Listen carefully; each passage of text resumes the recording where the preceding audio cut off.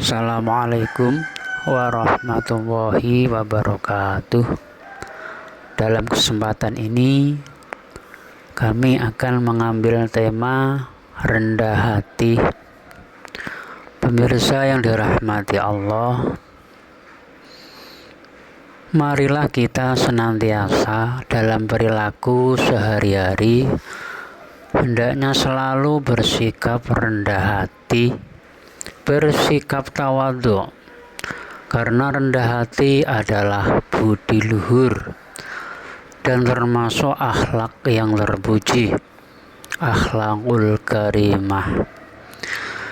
Dan sikap rendah hati merupakan aktualisasi dari hati yang baik dan bersih dari segala nafsu yang buruk, sehingga perilakunya, baik itu ucapan atau perbuatan dengan orang lain, selalu beranggapan baik, husnuzon pada orang lain, selalu menghormati dan menghargai orang lain.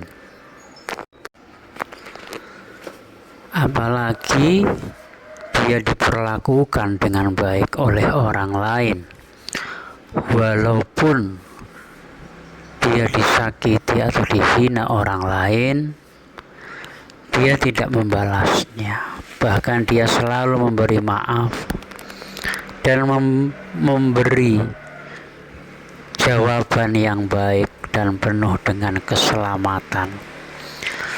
Tersebut dalam firman Allah dalam surat Al-Furqan ayat 63. A'udzu billahi minasyaitonir rajim. Bismillahirrahmanirrahim. Wa ibadur rahmanil ladzina yamshuna 'alal ardi hauna wa idza khadabahumul jahiluna qalu salama, yang artinya, adapun hamba-hamba Tuhan yang Maha Pengasih itu adalah orang-orang yang berjalan di bumi dengan rendah hati, dan apabila orang-orang bodoh menyapa mereka dengan kata-kata yang menghina, mereka mengucapkan salam, ucapan yang penuh dengan keselamatan. Surat Al-Furqan ayat 63. Karena banyak manfaat yang akan diperoleh dengan selalu bersikap rendah hati. Untuk itu marilah kita selalu perbanyak, usahakan senantiasa bersikap rendah hati. Karena rendah hati itu sikap yang disukai banyak orang dan disukai Allah Subhanahu wa ta'ala. Ayat ini menunjukkan hamba-hamba Allah yang Maha Pengasih, salah satunya adalah orang-orang yang berjalan di muka bumi ini dengan rendah hati dan berakhlak mulia. Dia sangat menghormati orang lain, sikap tenggang rasa, toleransi dengan orang lain. Terkadang masih banyak orang yang beranggapan kalau hidupnya akan terhormat dan dihormati orang lain, dan merasa derajatnya lebih tinggi dari orang lain dengan kesombongan, dengan merendahkan orang lain. Inilah kesalahan besar yang telah diperbuatnya. Inilah anggapan yang keliru. Bukan kehormatan dan kemuliaan yang akan didapati, akan tetapi kehinaan dari pandangan manusia dan Allah Subhanahu wa ta'ala. Seperti iblis laknatullah, kurang apa dia? ilmunya paling pintar di antara para malaikat, derajatnya paling tinggi, bahkan mendapat gelar Ajazil yang artinya keagungan, dan dia sangat dekat dan ma'rifat dengan Allah, bahkan dia bisa berdialog langsung dengan Allah.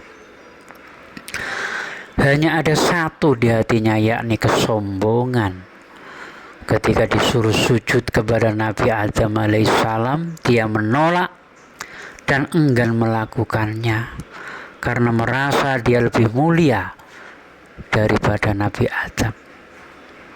Bahkan mengungkit tentang asal-usulnya, karena dia tercipta dari api sedangkan Nabi Adam tercipta dari tanah, dan seterusnya.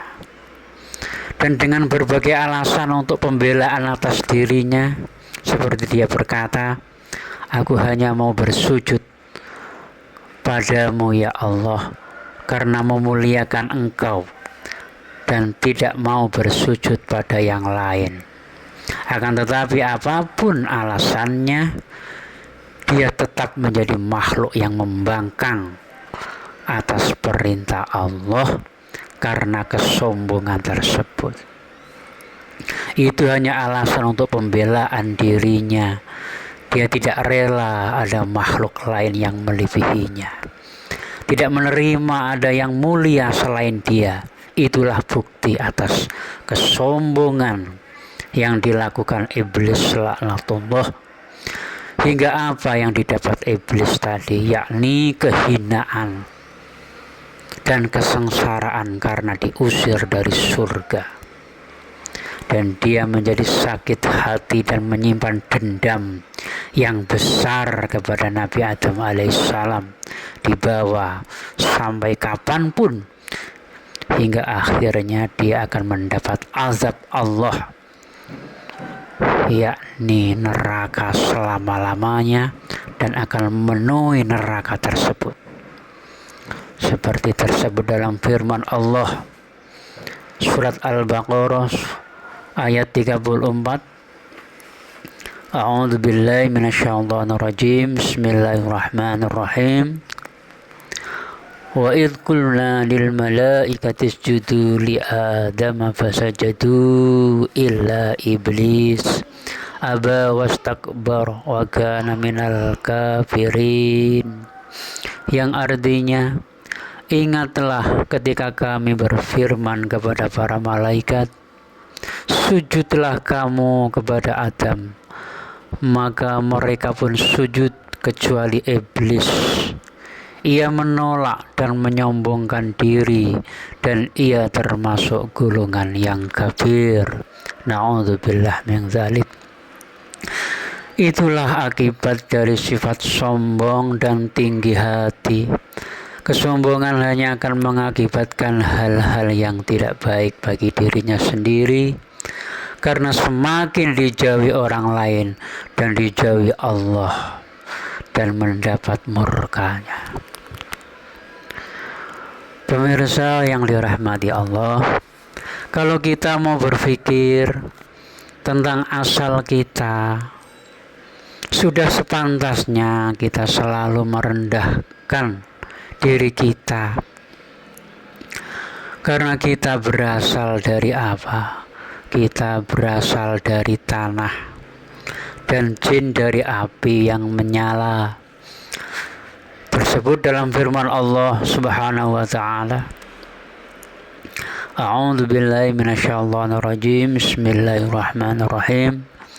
Walaqad khalaqnal insana min salsalin min hama'im masnun. Yang artinya, dan sungguh kami telah menciptakan manusia, Adam dan anak cucunya, dari tanah liat kering, dari lumpur hitam yang diberi bentuk. Dan firman Allah, wal jannu khalaqnahu min qablu min naris samum. Dan kami telah menciptakan jin sebelum Adam dari api yang sangat panas. Kita tentu tahu di mana posisi tanah, bagaimana sifatnya. Tanah posisinya selalu di bawah, terinjak-injak, dan sifatnya selalu mengarah ke bawah. Walaupun dicampur dengan air misalnya, dia akan mengendap ke bawah. Berbeda dengan api yang cenderung ingin ke atas dan tidak mau ke bawah, sesuai dengan sifat iblis tadi yang selalu ingin di atas. Jadi kalau manusia kok ingin selalu di atas, itu berarti dia lupa dan tidak sesuai dengan asalnya. Sebenarnya dengan belas kasih Allah, manusia dibuat serba lemah, tidak mampu, bahkan di dunia ini banyak ancaman dan gangguan-gangguan agar bisa merendah dan bergantung kepadanya, kepada Allah. Tersebut dalam surat Al-Isra ayat 68. A'udzu billahi minasyaitonir rajim. Bismillahirrahmanirrahim. Afa amintum ay yakhsifa bikum janibal barri aw yursila alaikum hasiban summa la tajidu lakum wakila. Yang artinya, maka apakah kamu merasa aman bahwa dia tidak akan membenamkan sebagian daratan bersama dengan kamu, atau dia meniupkan angin yang keras yang membawa batu-batu kecil, dan kamu tidak akan mendapat seorang pelindung pun. Al-Isra ayat 68. Ini menunjukkan agar kita senantiasa pasrah, merasa tidak mampu kecuali atas pertolongan Allah, tidak mampu apapun kecuali atas izinnya, sehingga dalam kehidupan kita akan selalu bergantung kepada Allah, karena Allah hanya Dia yang mampu